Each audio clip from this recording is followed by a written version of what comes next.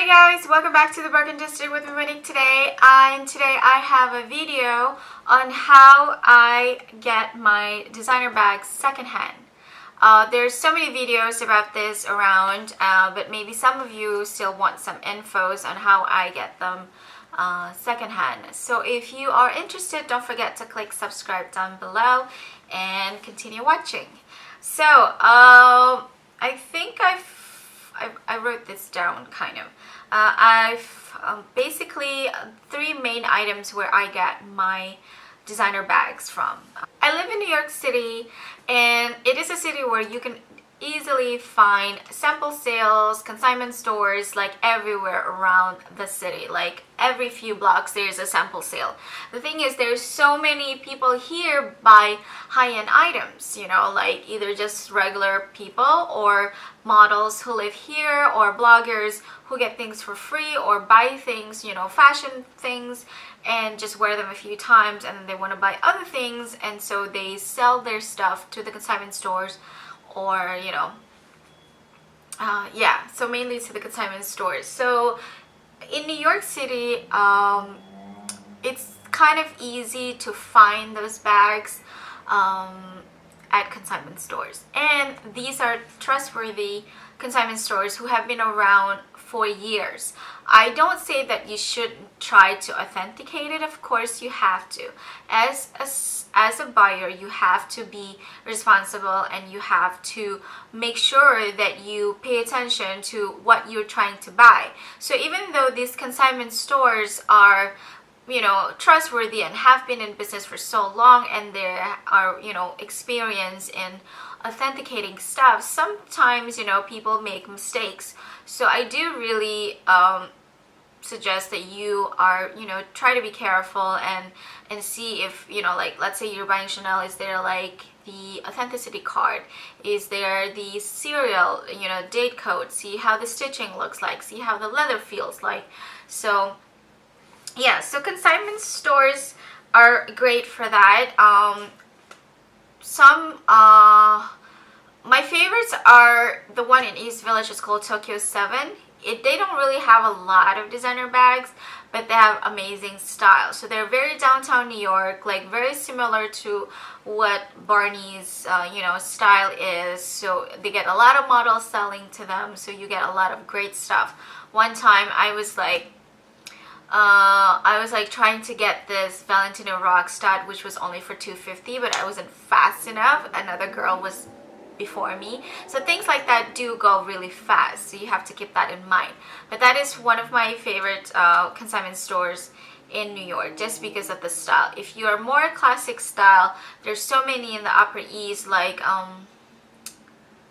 designers, a second chance or something like that. I'll put this below. Michael's, or the big ones, you know, like what comes around goes around. They also have a store in Beverly Hills, and so many. I just can't, oh my god, so many. I'll try to put the link in the comment section, in the description below. So for Instagram consignment store, I don't really buy from them, just because you don't know. A lot of people are scammers. I mean, it's online. A lot of people will try to scam you, so I don't really suggest unless you really know, you know, things like Melissa Soldera. She has her own Instagram selling for designer stuff, which I would trust her opinion, because she's very experienced and she's very trustworthy and she has a lot of following. So she wouldn't, you know, she's not the type of person that would like try to scam you. But I wouldn't trust like any stranger on Instagram trying to sell something that might not even be theirs. So just beware with that. And one Insta that I do like from New York is called Treasures of NYC. They have good stuff, and prices are reasonable, and they do you know, post on Instagram. So and their response is really fast. So I've bought two items from them. I bought a Chanel watch and a Chanel bag from them, and it was a really pleasant experience, and I would definitely buy, you know, something else from them in the future if I do see something that is great in price. So that's one that I usually go for. And they do have a lot of like Chanel espadrilles and Chanel flats that are new. The thing is, when you are in New York, these people tend to have connections. These people tend to have connections with maybe Barney's or Bergdorf's or, you know, stores like that, or 5 Story. So they might be able to get all this stuff, you know, at a different price and sell it themselves, you know, like out of season or something like that. So it's not that it's fake, they just have connection, you know, so don't be alarmed. But be alarmed with the other ones. So the second place is, of course, one of the most popular places is eBay. eBay, you'll find like, I don't know, thousands of listings. It's just crazy. That's how I began buying, you know, I began from eBay. One of my like my first designer handbag was these vintage Louis Vuitton Epi in Alma leather in red, and that was my first buy, and I still have that bag and I'm still in love with that bag. So things to know about eBay is that there are, again, it's online, there are so many scammers. It's like, you know, you can't see it in person, it's only pictures. So if you can't authenticate it, you can use like, you know, Baba Baby or Authenticate First or any, you know, authentication that you trust, you know, of course, trustworthy authentication services. You can use them as well, or and you can also, you have to go with sellers that have high feedback. You know, it doesn't have to be 100%, because I get it. As a seller, there are so many crazy buyers who are just not going to be satisfied ever, no matter what you do. So if that seller has 5,000 or 10,000 feedback and it's 99.4%, it's most likely that that seller is trustworthy, you know. Maybe if it's only like 600 feedback and it's 100%, then it's possible to be 100%. But once you're in the thousands feedback, it is kind of challenging to be 100%. It is a little bit difficult, because no matter what, people are not going to be satisfied. You know, even though you tell them it's pre-owned, even though you tell them there's like musty odor, or, you know, it's only, you can only describe an item so much, you know. There might be some spot that you forget, you know, if it's like a pinhole size, like a pin size. So don't be alarmed just because it's less than 100%, but make sure that it's 99 and above. Okay, so if it's 98.8, maybe, depending on how many feedbacks that the store has. So I'm gonna try to link eBay sellers that I use down below. Also, these sellers are used by any, like, all the other big YouTubers like Jerusha Couture and like other YouTubers. I see them listing these sellers below, so they're pretty good. But of course, be very careful, and you can ask for more pictures, and you know, have an extra authentication, and make sure that you pay attention to all the pictures and all the descriptions so you won't get disappointed. Okay, and also on eBay, I don't buy from personal. I have never bought from a person just selling her own bag.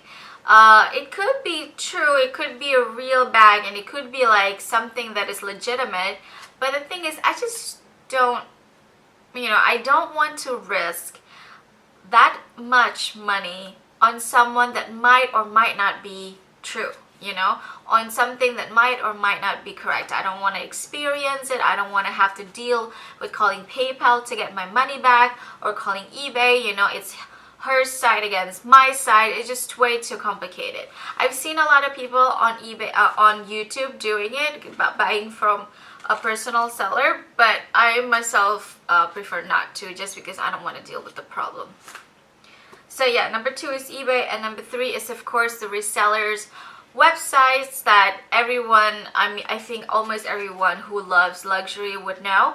I love Fashion File. Fashion File is amazing. They update their items like on the daily, so you get new items on the daily. Also, you can do layaways after 5 days. But mind you, if you're hunting something that is popular, like maybe a medium double flap or a jumbo bag or a mini, you might not be able to do it layaway because people will snatch it even, you know, before the 5 days start. So it depends on what you're looking for. If you're buying something that is not like in the popular, you know, trend, then you can just hold off and you know, hold off for 5 days and buy it for, you know, layaway, because that happens to me a lot. I say like, you know, I'm gonna wait because I don't want to buy it right now, I just want to do it on layaway, and I have lost to so many bags. But you know, you can only buy so much anyway. If you are not financially ready, there's nothing you can do. So yeah, but always be on the lookout because they do list every day.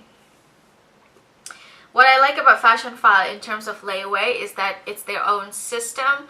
I don't like when they use a third party like a firm or I don't know, something else I've never used, but I just don't like that. And also you can pay it within 2 months and arrange your own payment schedule. You know, you want to do 100 a day, you want to do 50 a day, it's up to you. Okay, the second website that I haven't tried but I have been stalking a lot is Trendly, because a lot of things on Trendly can be a little bit cheaper than the ones on Fashionphile. But the thing is, this website doesn't really update on the daily because I think they don't have as many items like Fashionphile, so they don't really have a lot of things, but they have great deals and they would have discounts from time to time, you know, like 10% or $100 off 1,000 or something like that. So Trendly is another good website to see. And of course the other websites everyone knows. I have never bought from the other websites. The only website that I have bought from is Fashionphile, but there are so many other ones that I see all the other YouTubers bought from, like Yogi's Closet, Anne's Fabulous Finds, Reseller Collective, I think that's a European one. What else? I think that's about it. Yeah, and if you're buying from Poshmark, it's the same thing like eBay. There are so many scammers, like you won't believe it.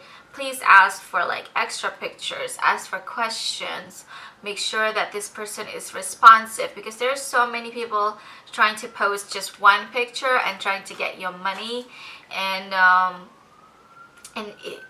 he or she is not an actual like active member of Poshmark and just trying to scam people or using pictures from eBay and trying to sell it on Poshmark. So I would be extremely careful with Poshmark, because Poshmark now, it's not the same like it was before, because it has more people now and it's just such a chaos sometimes. And I haven't purchased anything from them in like the last year or two, just because it looks like such a headache. I don't know, I feel like they should do something about it. Okay, so those are the 3 main ways that I purchase my designer bags from.